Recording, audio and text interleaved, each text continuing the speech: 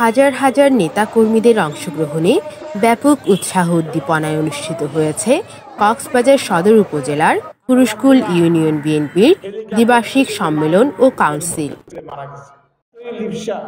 7 জানুয়ারি দুপুরে কুরুশকুল উচ্চ বিদ্যালয় মাঠে কুরুশকুল ইউনিয়ন বিএনপি সভাপতি আমানুল হক আমানের সভাপতিত্বে সাধারণ সম্পাদক শাহ আলম সিদ্দিকীর সঞ্চালনায় জাতীয় ও দলীয় পতাকা উত্তোলনের মধ্য দিয়ে সম্মেলনের উদ্বোধন হয়।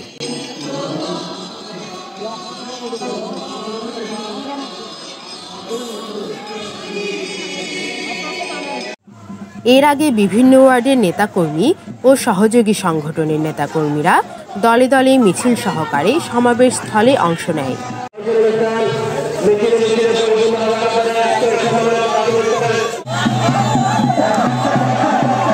এতে প্রধান অতিথি ছিলেন সাবেক সংসদ সদস্য লুৎফুর রহমান কাজল। তিনি বলেন, বিএনপি কোনো বিদেশিপন্থী নয়, বিএনপি বাংলাদেশপন্থী রাজনৈতিক দল। বিএনপি কখনো জনগণের সাথে বেইমানি করে নাই। বেগম খালেদা জিয়া কখনো জনগণের সাথে বেইমানি করে নাই। বিএনপি হলো জনগণের দল। এরশাদ আমলে আপনারা অনেকেই দেখেন, জিয়ার আশেপাশে অনেকেই কিন্তু এরশাদের মন্ত্রী হয়েছিল, মনে করেছিল বিএনপি ধ্বংস হয়ে যাবে, মনে করেছিল বিএনপি থাকবে না, অস্তিত্ব থাকবে না। কিন্তু বিএনপিকে বাঁচিয়ে রেখেছে কারা জানেন? আপনারাই, জনগণ, আপনারাই, এই মা বোনেরাই বিএনপিকে বাঁচিয়ে রেখেছে, আপনারাই বিএনপিকে বাঁচিয়ে রেখেছে।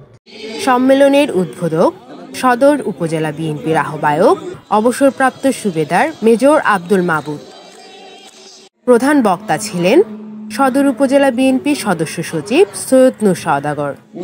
এতে উপস্থিত ছিলেন কক্সবাজার সদর উপজেলার বিএনপি যুগ্ম আহ্বায়ক গোলাম কাদের, যুগ্ম আহ্বায়ক হাবিবুল্লাহ হাবিব, সদস্য সাইফুল্লাহ নূর, সদস্য জুলকার নাইন, সদস্য মোহাম্মদ নুরুল আমিন, কুরুশকুল ইউনিয়ন বিএনপির সহসভাপতি এম ফয়জুল্লাহ, যুগ্ম সাধারণ সম্পাদক মোস্তাক আহমেদ, জানে আলম সহ উপজেলা, ইউনিয়ন ও ওয়ার্ডের অঙ্গ সহযোগী সংগঠনের নেতাকর্মীরা।